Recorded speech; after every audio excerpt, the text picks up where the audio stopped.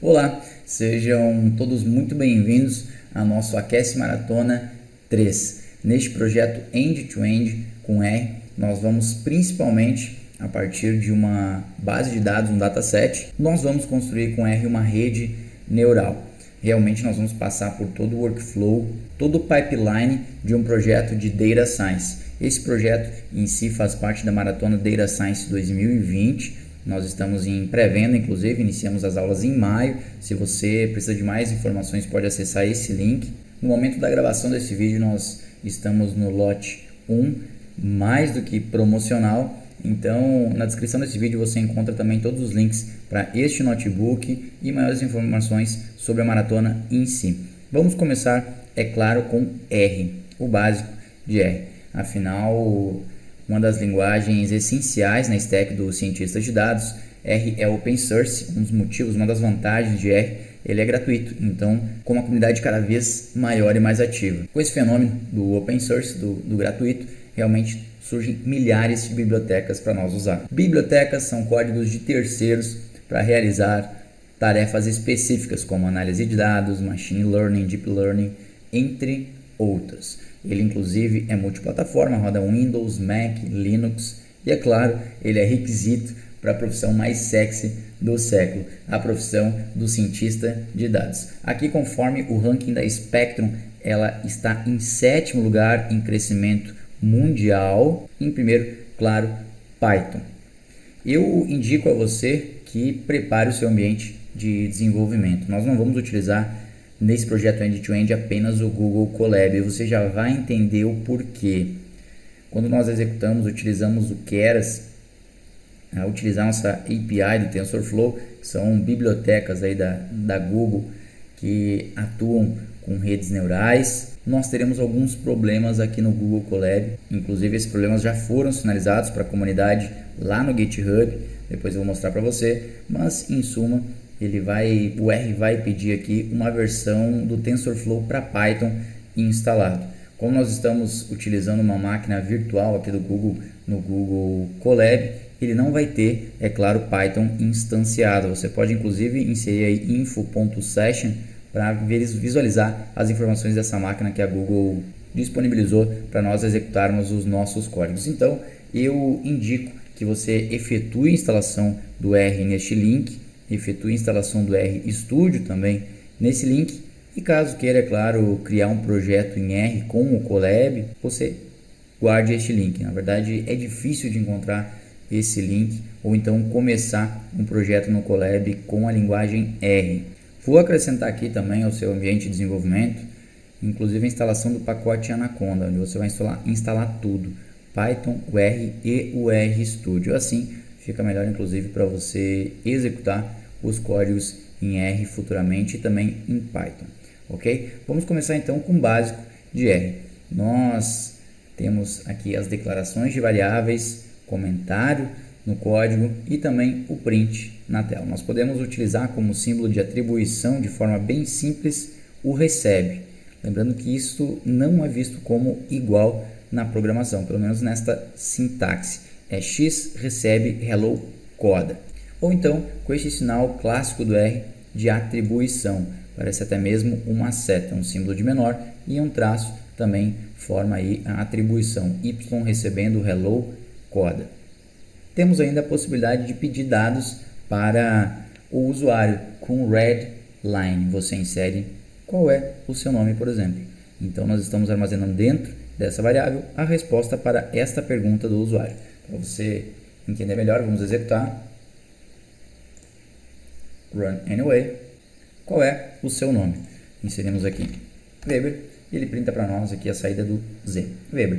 Tipos de dados básicos em R. Nós temos aí os principais aqui listados que você vai trabalhar com toda certeza. O caractere, que nada mais é do que o texto. Nesse tipo nós inserimos caracteres, podendo ser inclusive números, textos, símbolos, e ao executar aqui, a classe que nos retorna, é claro, character. Temos também o integer ou inteiro. Nós inserimos então um L maiúsculo para determiná-lo, diferente do numeric, onde os números são decimais, como por exemplo 15L aqui seria 15.0 em numeric. Se a gente executar integer, como esperado. Numeric, nós vamos apenas inserir o 15, teremos como retorno um numeric.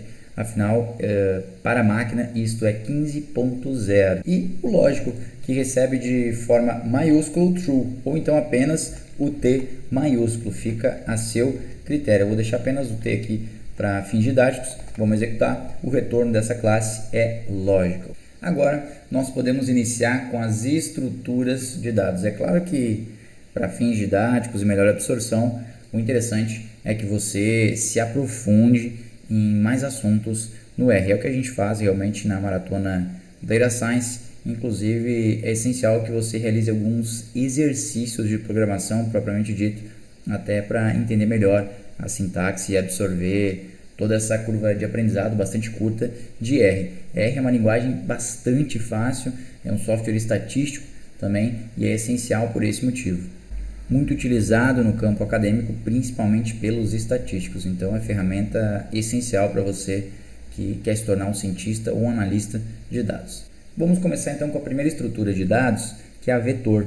Em R, que é uma linguagem vetorizada, nós costumamos trabalhar e muito com vetor. Aqui neste exemplo nós inserimos apenas o vec igual a 3 e nós perguntamos se isto é um vetor. Sim, é um vetor. Afinal, a grande maioria dos dados que nós vamos inserir aqui no R serão tratados como vetores. Neste exemplo aqui nós usamos o C, isso vai ser de bastante utilidade para você daqui em diante, para combinar os elementos, inserir diversos elementos dentro de um vetor. Aqui eu inseri números e também texto. Vamos retornar a classe, retorna como caractere, porque neste caso nós precisamos que todos os elementos sejam do mesmo tipo nesta combinação. Temos ainda a lista. A lista nós conseguimos inserir diversos vetores, conjuntos de vetores em apenas uma variável. Aqui eu inseri texto, aqui eu inseri números, aqui eu inseri logical e em lista eu inseri o conjunto de todos esses vetores, retornando para nós a classe como caractere. Nos retornou desta forma aqui, todos estes elementos alinhados. Matriz. Em uma matriz nós podemos setar o número de linhas e colunas. Inclusive nós inserimos aqui dois vetores, número 1 e número 2, número de linhas 1 e número de colunas 2. By row, ou seja, por linha, recebendo true. Então nós vamos executar a nossa matriz e nós temos realmente aqui uma matriz de 1 por 2. 1 e 2. Uma linha, duas colunas, como o esperado. Data Frame é uma estrutura de dados que você vai utilizar demais em toda análise de dados, manipulação de dados que você vai realizar com R ou suas outras bibliotecas. Então, nós declaramos com data.frame e inserimos ali alguns dados, como nome, idade e salário. Tudo isso tratado como vetor. Então, nós podemos, inclusive, comentar aqui a linha e executar o nRow. Vai nos retornar o número de linhas do data frame. Ou podemos ainda executar a ncall para recebermos o número de colunas deste data frame. 3 da mesma forma. Para conhecermos a dimensão deste data frame, dim x. 3 linhas e 3 colunas como o esperado também. Essa estrutura de dados vai ser utilizada demais dentro de todo o escopo de qualquer projeto de análise de dados ou até mesmo de modelos preditivos aqui com R. Condicionais. Nós iniciamos aqui com o if. Essa é a sintaxe das condicionais. Se essa condição for aceita, se for como true essa condição dentro de parênteses, então execute o que estiver neste bloco principal. Neste caso, 3 é maior que 0, ou seja, a condição aqui de dentro dos parênteses foi satisfeita, então printamos 3 é maior que 0. Temos também o if e o else. O if vai ter uma condição, ou seja, 3 igual a 0. Se essa execução for verdadeira, execute este bloco principal. Se não, execute este outro bloco. Vamos executar e o retorno 3 não é igual a 0. Afinal, realmente, 3 é diferente de 0. Podemos ainda fazer tudo isso executando o if, else juntos em apenas uma linha. Ou seja, inserimos a condição, o retorno principal se essa condição for aceita, se não, o outro retorno. Ou seja, if, else, A maior que 0, se A maior que 0, então print A maior que 0, se não, A menor que 0.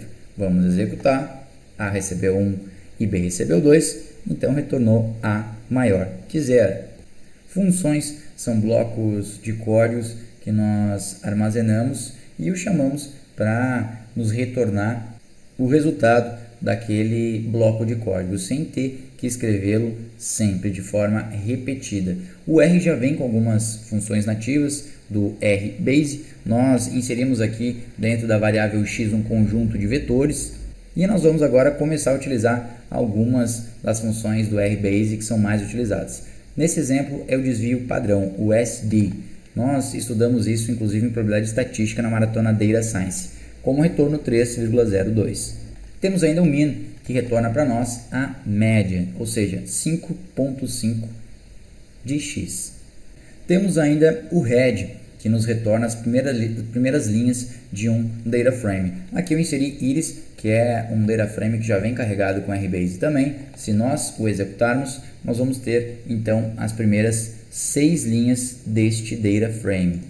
Assim como você também pode ter as últimas linhas de um data frame utilizando o tail. Mais uma vez, os últimos 6 registros deste data frame. Temos também o file choose. Não vou executar por aqui, você pode testar no seu RStudio, onde é aberta aqui a possibilidade de você selecionar um arquivo, assim você deixa armazenado o caminho para aquele arquivo dentro de uma variável, por exemplo. Podemos também criar nossas próprias funções. Esta é a sintaxe principal. Você insere o nome da função, neste caso raiz quadrada, recebendo function, dentro um parâmetro que essa função vai receber e dentro das chaves, então, o que vai ser feito, o que vai ser retornado. Nesse caso, eu vou executar o parâmetro por ele mesmo.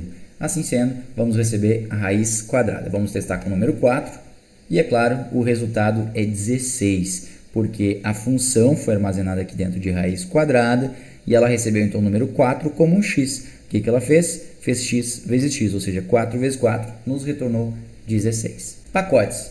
Pacotes são realmente suas principais ferramentas junto a essas linguagens open source. Tanto em Python quanto R você vai encontrar milhares de pacotes que resolvem milhares de problemas e desafios para você, seus códigos, suas análises de dados ou até mesmo modelos preditivos. No R é bastante simples, você simplesmente utiliza o install.packages e insere aqui o nome do pacote. Eu insiro sempre dependencies recebendo true para instalar também as dependências desse pacote. Muitos pacotes vão utilizar outros pacotes que não vão estar instalados e é interessante que seja instalado todos eles. Instalamos o pacote e para carregar esse pacote para o nosso código utilizamos o library e dentro nós inserimos o nome do pacote sem as aspas. Vamos executar. ggplot é um pacote de plotagem aqui no R, um pacote que nós inclusive utilizaremos para a visualização dos nossos dados logo mais. E você pode já perceber que ele também está instalando muitas dependências junto com o ggplot. Por isso nós utilizamos o dependencies recebendo true. Iniciamos agora então o nosso projeto end-to-end propriamente dito. Nosso projeto ponta a ponta. Mais uma vez nós vamos utilizar aqui o workflow pipeline de uma análise de dados. Eu acho interessante nós começarmos por aí para que depois nós possamos passar com maior foco ao modelo preditivo, avaliação desse modelo preditivo e as demais tarefas, etapas deste processo. O nosso problema aqui é bastante simples e nós temos que classificar imagens de roupas. Vamos supor que o seu contratante ou então seu parceiro, sua startup, queira uma rede neural que consiga classificar imagens de roupas. Esse é o problema de negócio apresentado. Essa solução visa, então, classificar essas imagens de forma automática e tendo como base este problema, nós já sabemos, já temos ideia de alguns pacotes a se utilizar. Este projeto aqui poderia ser executado com Machine Learning, com diversos algoritmos, sem dúvida alguma. Para fins didáticos, e por nós termos notado que quase 100% das pessoas que estão conosco na maratona estão também nos projetos end-to-end, estão acompanhando todos os nossos materiais, como nós trabalhamos com Machine Learning no projeto end-to-end com Python, nós vamos trabalhar com Deep Learning neste projeto com R. Você vai entender aqui a principal diferença entre Machine e Deep Learning na prática. Você vai ver como nós acabamos por pegar um atalho para tudo isso. Entretanto, nem sempre você vai querer ou preferir utilizar Deep Learning. Isso vai depender muito, mas muito mesmo, de muitas variáveis, inclusive e principalmente o seu poder computacional, o tempo que você tem para executar todo esse projeto, o tamanho deste projeto. Supondo que a nossa contratante seja uma empresa muito grande que precisa deste modelo preditivo funcionando com pelo menos 80% de acurácia, né? Então, nós recebemos um conjunto de dados muito extenso, muitos dados para lidar. Então, você teria que avaliar se realmente uma rede neural poderia ser a melhor decisão, ou então, se de repente um outro algoritmo de machine learning não seria o ideal para tal. Nós nos aprofundamos na maratona, é claro, em diversos algoritmos para você aprender, para você saber como separar seus desafios e seus respectivos algoritmos. Muitas vezes você vai ter que utilizar diversos algoritmos para escolher o melhor para o seu caso em tela. Vamos começar então, depois que nós entendemos o problema, nós vamos começar aqui carregando alguns pacotes. Como nós decidimos utilizar aqui a rede neural, vamos utilizar então o Keras. Vamos instalar o Keras direto do GitHub e carregar ele para o nosso código com library e abaixo o Magrittr, que é uma biblioteca que trouxe para nós o operador pipe. Abaixo na descrição do vídeo eu vou deixar link para nosso blog onde nós ensinamos R em uma semana e nós inclusive lidamos e nos aprofundamos no operador pipe, que é essencial como uma boa prática, com uma alta legibilidade dos códigos em R. Coleta de dados. Bem, nessa parte do projeto eu já vou passar para você uma prática, não digo nenhuma boa prática, mas uma prática essencial para você ter um bom resultado, já começar à frente de qualquer outro profissional neste caso. Busque no Kaggle uma base, a base de dados a qual você vai trabalhar, verifique se já possui no Kaggle algo sobre. Este dataset do Fashion MNIST nós encontramos aqui no Kaggle. Kaggle é o principal ecossistema para competidores de Machine Learning no mundo todo. Então ele tem aqui, neste contexto, ele explica todo o conjunto de dados, inclusive de 0 a 9, as classes, o nome das classes que nós temos, a explicação, as licenças, inclusive você já tem acesso aqui às colunas, alguns dados e inclusive nós temos também discussão, um fórum e kernels, que nada mais são do que notebooks como esse que nós estamos utilizando para fins didáticos, explicando o que as pessoas estão utilizando, com qual algoritmo elas utilizaram, qual foi o resultado disso tudo. Temos a acurácia aqui de 93%, então você pode estudar e muito o que está sendo feito pela comunidade antes de colocar a mão na massa. Essa é uma prática essencial, não só no momento que você encontrar o seu conjunto de dados aqui no Kaggle, mas se você não encontrar seu conjunto de dados aqui no Kaggle, procure algo semelhante, um conjunto de dados semelhante e leia, pesquise, estude por aqui esse ecossistema tão fértil com diversos profissionais, discussões e notebooks para você, ok? Com isso, nós temos muita informação do nosso dataset. Esse guia usa o conjunto de dados Fashion MNIST, ele tem 70 mil imagens, escala de cinza, com 10 categorias, de 0 a 9, como nós vimos ali no Kaggle. As imagens então mostram artigos de vestuário individuais com baixa resolução, ou seja, 28 por 28 pixels. Aqui nós temos uma visualização interativa, isso aqui é um GIF, do conjunto de dados Fashion MNIST. Você pode inclusive ler depois as informações que nós inserimos por aqui, mas em suma nós vamos usar 60 mil imagens para treinar o algoritmo e 10 mil imagens para avaliar a precisão dessa rede neural. Vamos iniciar então fazendo a aquisição desses dados. O Keras já possui o Fashion MNIST carregado já com a biblioteca, então basta que nós executemos aqui essa célula. Nós temos também aí 4 matrizes de treino e teste com as imagens e também os rótulos de cada imagem de treino e imagem de teste. Nós precisamos rotulá-las aqui para melhor treinamento neste caso. Mais uma vez é importante salientar essa distinção de treino e teste. É essencial que você armazene e divida esse dataset em treino e teste. Você já vai entender o porquê nós já estamos passando para essa etapa já de início, inclusive por conta do dataset. Mas basicamente, se você não fizer isso, é como se você estudasse 10 questões para uma prova e quando aplicassem a prova a você, caíssem essas mesmas 10 questões. A verdade é que você vai sair muito bem, você vai acertar todas porque na verdade você praticou a memória e não realmente alguma atividade cognitiva em cima daquilo tudo. Então por isso você estuda para a prova com alguns exercícios e o teste, a prova sua, não pode em teoria ter os mesmos exercícios.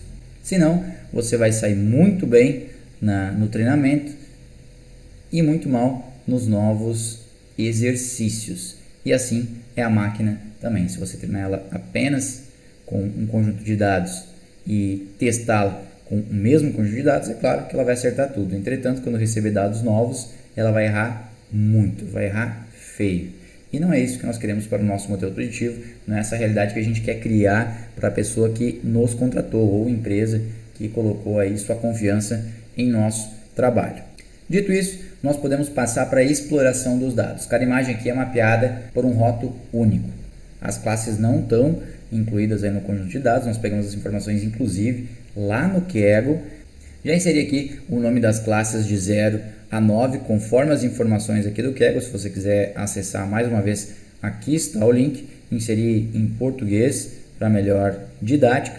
E nós podemos então executar essa célula. Isso aqui vai ser muito importante para depois nas plotagens nós sabermos do que se trata, como estão feitas as predições e as demais plotagens que nós vamos fazer antes, durante e depois do modelo preditivo.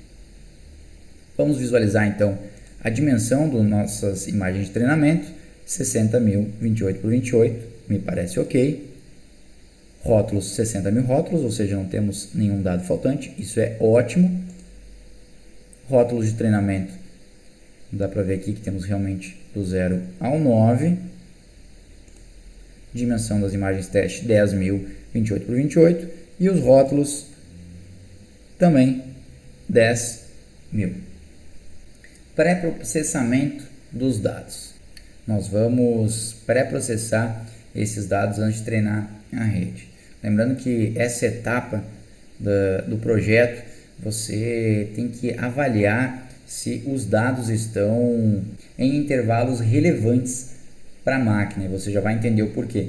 Nosso conjunto de dados está no intervalo de 0 a 255, seria a escala de cinza. Aqui eu utilizei a mesma sintaxe do ggplot que nós temos na documentação para plotar uma das imagens do nosso treinamento, apenas a primeira. Vamos executar então essa célula e aqui está a primeira imagem de 0 a 255. Nós devemos então, para fazer esse processamento algo funcional, a gente deve escalar esses valores para um intervalo de 0 a 1 antes de a gente treinar nossa rede neural. 0 e 1 são números que você vai ver com frequência, inclusive em probabilidade estatística. Então é interessante que nós possamos dar à máquina uma mesma escala para trabalhar em todos os cenários que ela for atuar. Por isso, nós vamos apenas dividir o nosso conjunto de dados por 255. Assim, nós teremos essa escala padronizada de 0 a 1. Vamos executar a célula executada. E agora nós vamos fazer o seguinte, nós vamos mais uma vez plotar essas 25 primeiras imagens do conjunto de treinamento com as nossas class names que nós inserimos em português e verificar se os dados estão aí no formato correto. Vamos executar a célula aqui de plotagem e aqui nós temos então as 25 primeiras imagens, ankle boot, suéter, camiseta, ankle boot, vestido, realmente me parece ok. A grande questão aqui, eu não sei se você deve ter notado, nós não investimos muito tempo na manipulação desses dados. É claro que nós estamos trabalhando com um dataset de imagem, ele já está pré-pronto. No mundo real você recebe dados de diversos formatos, muitas vezes cada coluna está num formato, você precisa escalar isso tudo para um mesmo formato, para uma mesma escala de valores, o que dá muito trabalho, onde você perde aí pelo menos 80% do seu tempo como cientista de dados, limpando dados realmente, mas não por ser em R você teria de fazer o mesmo, mas por se tratar primeiro de um modelo de imagens pré-prontas, bem trabalhado. O foco deste dataset é realmente para fim didático. Então, outro motivo que nós temos dessa simplicidade nessa parte da manipulação dos dados é que nós estamos trabalhando com Deep Learning. Então, aqui nós temos uma grande diferença na prática entre Machine Learning e Deep Learning. Muitos dizem que Deep Learning está inserido dentro de Machine Learning, uma das subclasses, né? O aprendizado profundo também é aprendizado de máquina. Então, em Machine Learning, nós recebemos o input, nós extraímos a feature, nós trabalhamos as features, escalamos elas, também verificamos outliers, para depois nós aplicarmos algum modelo de algoritmo de Machine Learning e receber o output. Já em Deep Learning, nós recebemos o nosso input, aplicamos o algoritmo que vai encontrar através das suas redes neurais os padrões e nos gerar o output. Os neurônios, inclusive uma rede neural, ela é baseada no neurônio biológico, esse é o neurônio matemático. É claro que nós podemos ir muito a fundo na história das redes neurais, os modelos de cada rede neural, existem vários, diversos, nós vemos tudo isso na Maratona Data Science também. Então, em suma, de forma bem simplista, nós temos uma camada de input, onde nós recebemos aquela informação, temos as camadas escondidas, onde nós pesamos aquelas informações, e por fim, nós temos o output, ou seja, o conceito gerado sobre aquilo. Imagine que você receba o nome de um político aqui. Você vai pesar em seu cérebro rapidamente alguns conceitos que você tem, algo que você estudou, algo que você leu, o que te falaram sobre essa pessoa, para no fim ter um conceito formado para este político em si. Por isso que as pessoas têm, é claro, tantas diferenças subjetivas por conta dos pesos que elas têm nessas camadas escondidas. Isso é um exemplo bastante fulo, um exemplo bastante simplista, mas em suma, uma rede neural atua dessa mesma forma. Ela vai receber um dado, vai pesar estes dados e vai nos dar um output, um conceito formado. Neste caso aqui, ela vai mostrar para nós as probabilidades de ser cada classe de roupa que nós apresentamos. A probabilidade de ser uma camiseta, a probabilidade de ser uma bota, e por fim nós vamos escolher apenas a maior probabilidade e assim fazer as predições. E agora nós entramos em modelo preditivo, propriamente dito. Eu vou atuar tanto com o Google Colab quanto com o RStudio a partir desse momento, porque eu acredito que para fins didáticos aqui o Google Colab seja muito bom. Nós temos também o R Markdown, o notebook no próprio R, mas neste momento nós vamos seguir dando sequência aqui aos modelos preditivos, utilizando também o RStudio. Por isso, eu vou dividir a minha tela. Aqui, então, eu simplesmente copiei as células que nós temos neste nosso Colab para o RStudio. Este é o nosso RStudio. Eu habilitei aqui em View Panes, Show All Panes, para mostrar todos os painéis aqui, acrescentando mais um painel, ou seja, em vez dos 3 painéis padrão do RStudio, nós vamos ter 4 painéis. E agora nós podemos então executar o código até essa última célula que foi executada. Neste caso aqui, a plotagem das 25 primeiras imagens do conjunto de dados. Vamos fazer isso. Então eu vou desde pacotes até o plot das 25 primeiras imagens e pronto. Você vai perceber que no RStudio aqui você já tem o visualizador de variáveis com as informações de cada variável, os valores salvos, o tipo dessa variável e os plots logo abaixo.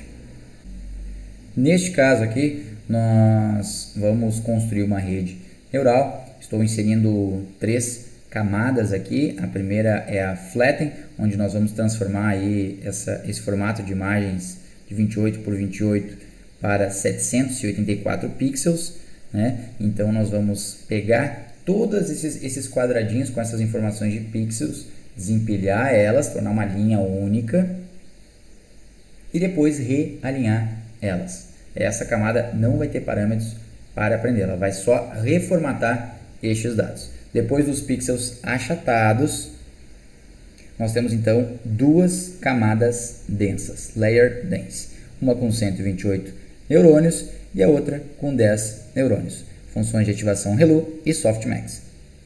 E o operador pipe, que eu indico a você que acesse o nosso blog e leia mais sobre.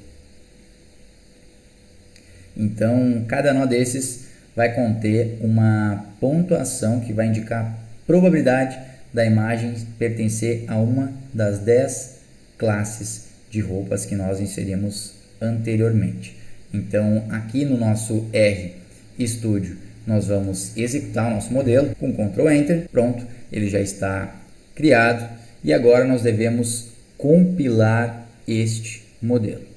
Antes do modelo ficar pronto aí para o nosso treinamento, nós ainda não treinamos ele precisa de algumas configurações, como o otimizador, as métricas e, é claro, a loss function, onde temos ali como loss, que nós vamos medir a precisão do modelo durante o treinamento. Nós queremos minimizar essa função de perda para orientar o modelo na direção correta das suas predições.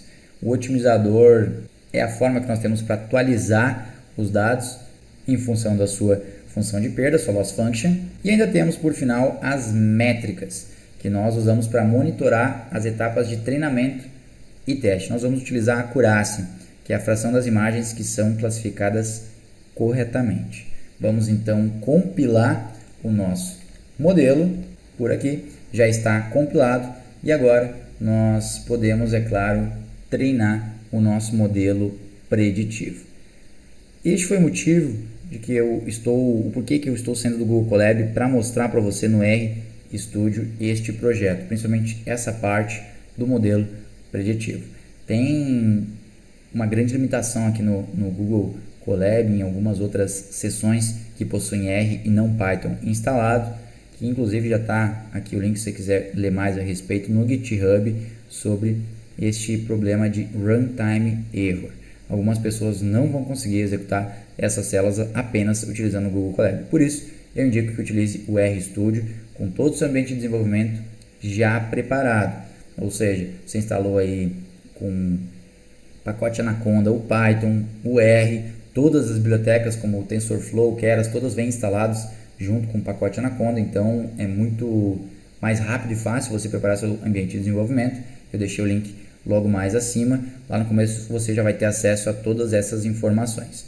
Ok? Agora que nós temos então o nosso modelo compilado, nós devemos treinar o nosso modelo. nós inserimos aqui os treinos, imagens e rótulos. Inserimos 5 épocas, é o número de vezes que vai rodar este treinamento, e verbose recebendo 2. Vamos executar. Aqui nós já temos a nossa loss function sendo executada na primeira época, na segunda. Note que ela está diminuindo, ou seja, o algoritmo está aprendendo e a acurácia aumentando. Chegamos aqui a 0,89%. Para avaliar a acurácia, nós devemos ficar atentos mais uma vez ao overfitting ou então ao underfitting. Vamos executar então mais essa linha para visualizar o score. E o que nós conseguimos perceber aqui é que no teste, a acurácia do teste, 87, está um pouco abaixo da nossa acurácia no treinamento, que seria de 89. Isso pode ser visto como um overfitting, ou seja, apresentou um desempenho muito baixo em novos dados, ou seja, a máquina decorou os dados. Muitas vezes isso pode ser problema num conjunto de dados pequeno, ou então sua rede neural não foi bem alimentada, você precisa alterar aí os hiperparâmetros, o número de camadas, otimizadores. Nós vamos ver tudo isso com bastante profundidade na maratona Data Science. Aqui, neste caso, nós podemos realizar já as predições, porque a diferença para fins didáticos é muito baixa aqui, é de apenas 2%. Então não tem grandes necessidades de a gente mudar algo por aqui. Então nós podemos então executar essa célula. Aqui nós já temos aqui a variável predictions com todas as porcentagens com uma matriz de 10 números. Ela mostra para a gente a confiança que o modelo tem de que aquela imagem corresponde a cada uma das 10 classes de vestuário. Nós podemos, é claro, visualizar apenas a classe com mais alto valor de confiança. Por isso, nós vamos utilizar aqui, vamos executar o predictions para fazer uma predição. Aqui está as 10 predições e a porcentagem de cada uma delas, e nós podemos ainda executar apenas a maior. Ou seja, aqui seria 10. 1, 2, 3, 4, 5, 6, 7, 8, 9, 10. A última, então, tem a maior confiança em ser naquela nossa classe, que aqui seria Uncle Boot, uma Uncle Boot. Ou seja, ela tem 89% de confiança de que é uma Uncle Boot. Podemos também já fazer a previsão da classe por si só. Executamos e aqui nós já temos as predições das classes. As primeiras 20 predições deste nosso conjunto de teste. Por que não testar então a visualização dessas predições? Aqui nós podemos visualizar o primeiro como 9. Então a primeira imagem a primeira predição que ela fez está correta. Ela fez a predição de 9 e realmente a classe é 9. Nossa rede neural está indo muito bem neste caso. Nós podemos também plotar as imagens com as previsões. Então, onde nós tivermos verde, será a previsão correta. E onde nós tivermos vermelho, nós teremos a predição incorreta. Por isso, nós vamos agora descer mais um pouco e executar esta parte do nosso código. Pronto, nessas 25 imagens, você nota aqui que logo acima mostra o que foi predito e o que realmente é. Nesses exemplos aqui em parênteses é o que é e fora do parênteses o que foi previsto. Você nota que alguns erros: era um tênis, previu como sandália; era um casaco, previu como suéter; era um ankle boot e previu como sandália aqui. É interessante que seu modelo preditivo erre pelo menos alguma vez. Afinal, se você tiver um modelo preditivo acertando 100% das vezes, há algo muito errado aí. Afinal, nada é 100% nesse mundo. Vamos então pegar uma imagem de teste do dataset e executar aqui. Pronto, nós temos a imagem corretamente calculada com 28 por 28 pixels. Vamos agora fazer uma predição dessa imagem. Aqui estão os valores preditos para essa imagem, ou seja, essa imagem aqui que nós apresentamos à máquina foi prevista cada uma dessas classes. Nós podemos ver qual é a maior classe já de cara. Mais uma vez, nós escolhemos apenas a maior classe, que é a última. E por fim, nós podemos executar e saberemos então que é a classe 9, Ankle Boot. Note como foi simples esse projeto, bastante didático desse Fashion Ammunition. Eu indico a você, inclusive, que caso já possua GitHub, que insira esse código por lá com a sua primeira rede neural. Nós passamos aí rapidamente por muitos tópicos essenciais. Muitos, é claro, nós teríamos de nos aprofundar, mas o grande objetivo aqui é mostrar para você que qualquer pessoa na prática pode sim executar modelos preditivos e criar modelos preditivos, efetuar análises de dados, cada vez mais acessível todas essas informações. Basta, é claro, que nós estudemos. E é por isso que nós temos a Maratona Data Science. Eu vou deixar o link mais uma vez na descrição do vídeo. Aqui tem material de apoio para você estudar e ir mais a fundo desse modelo preditivo. De repente você pode tentar aplicar aqui um modelo de Machine Learning com os conhecimentos aí realizados com o projeto End-to-End com Python anteriormente, ou então inserir, criar sua própria rede neural. Você pode ler, inclusive aqui no TensorFlow.RStudio tem diversos guias práticos, diversas dicas, tutoriais como esse aqui lá do Keras. Então, da minha parte é isso. Convido a todos que conheçam a maratona. Foi um prazer estar aqui com vocês. A certificação para você que veio do Simpla sai no término desta semana. Para todos os outros que estão vendo esse vídeo após essa data, meu muito obrigado. Foi um prazer passar esse tempo com vocês. Até mais.